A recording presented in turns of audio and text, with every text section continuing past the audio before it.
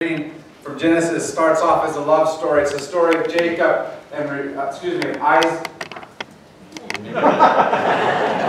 and Rebekah. A couple of weeks ago we talked about the rivalry between Isaac's mother and his brother's mother. And this continues the story, but in a different way. It's an arranged marriage. It starts off with Isaac sending a slave off to go find that wife.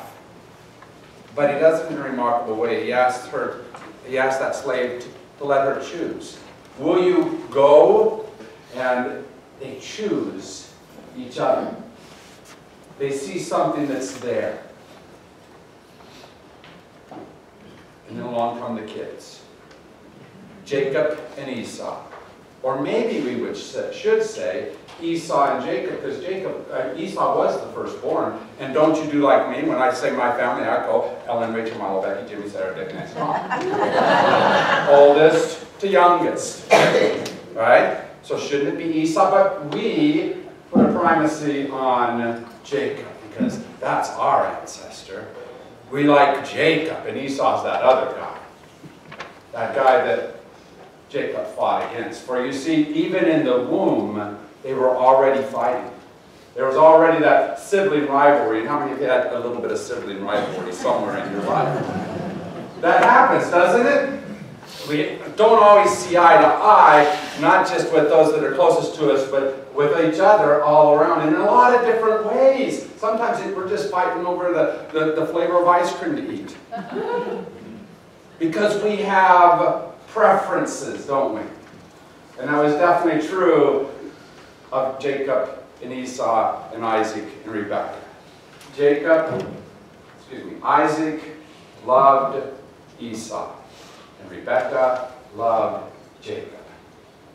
And I don't know about you, but it's easy to like one person over another. It's easy to like this thing about them or that thing about them. And so how many have a preference in here of one sort or another? Be honest, because you all have them. Right? Don't you have a preference? We're going to celebrate preferences today because preferences are good. For example, I like my wife better than your wife.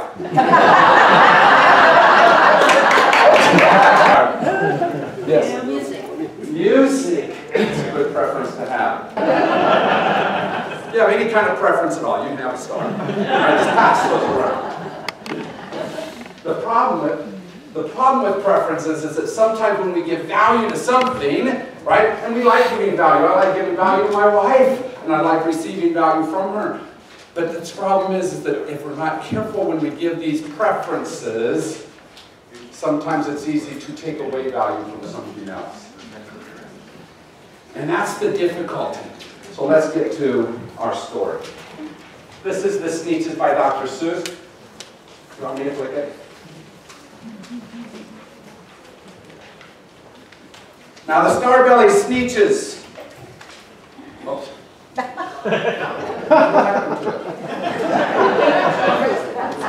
What did I press wrong?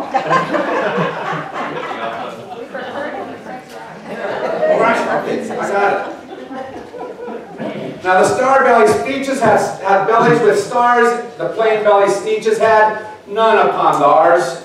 Those stars weren't so big, they were really so small you might think such a thing wouldn't matter at all. How many have ever been a Sneech in your life?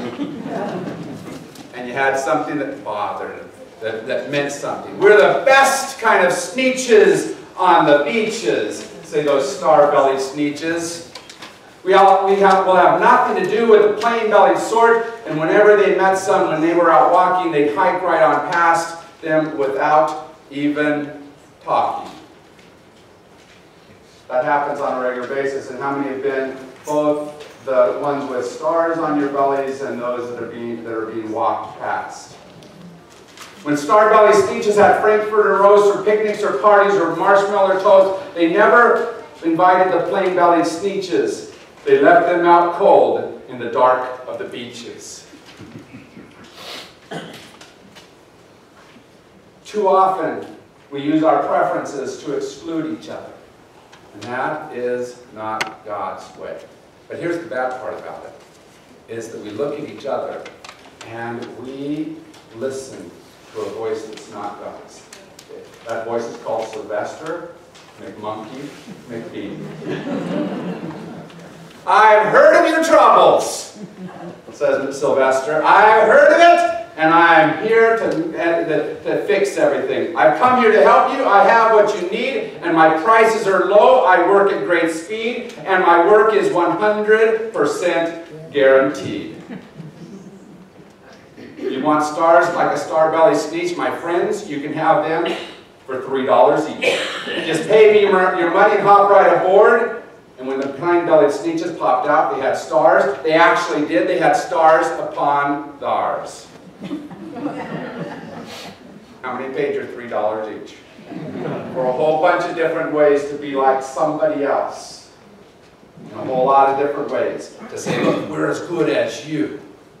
And so off they went, these star-bellied Sneeches, the new star-bellied Sneeches, and they went to those old star-bellied Sneeches and said, hey, we're just like you!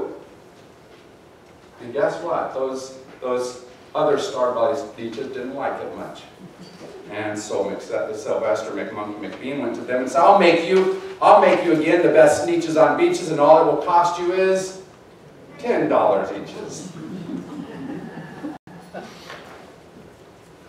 So you won't look like the Sneeches with stars upon theirs, and this is the star-off machine, and you can see they're leaving without stars. Again, to be the best Sneeches on the beaches. And then begins this wonderful runaround. Watch this next picture. Does that describe American society sometimes in a lot of ways?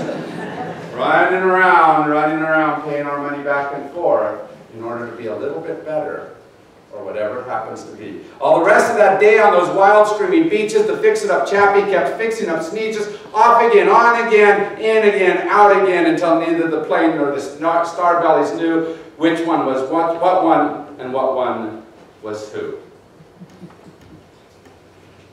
Until they had spent every last cent of all of their money. The fix-it-up chappie packed up and went. They never will learn. No, you can't teach a Sneech. So there we are, sitting in those places where we easily all give in to it. We easily all say, I'm better because of, you're worse because of.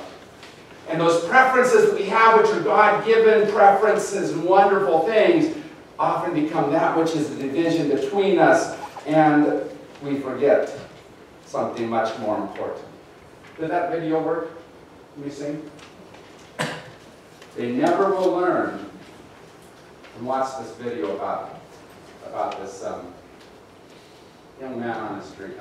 So today we're on the streets of New York City. We're going to see which one are New Yorkers more likely to give to. A guy asking money for his family, or a homeless man asking for drugs and alcohol. Hope you guys enjoy the video.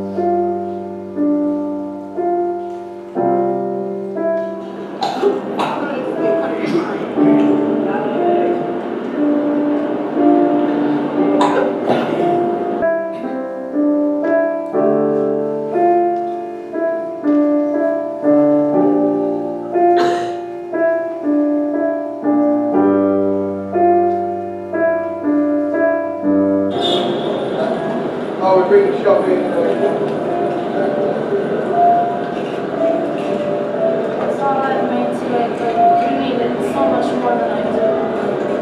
Oh my God. Thank you so much. I really appreciate that. I really appreciate that. Can I say a prayer? Yeah.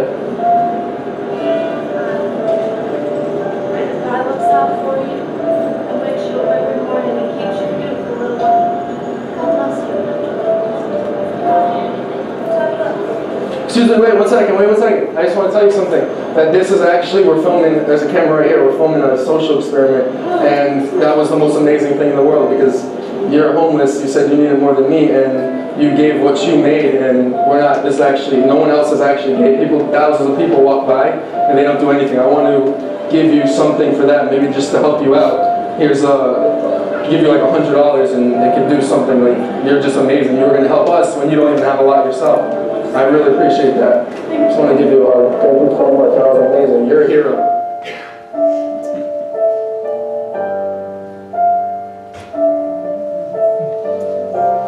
Make sure you guys follow me on Snapchat. You can see all the behind the scenes. I go to the gym, and I like the running machines much better than I do the weight machines. But I've been trying to do those weight machines, and there's two that I do, and one of them is one where I do these curls like this, and the other is where I do these others that I do like this, and I'm always stronger with those, push them away. But this is what I really need to do.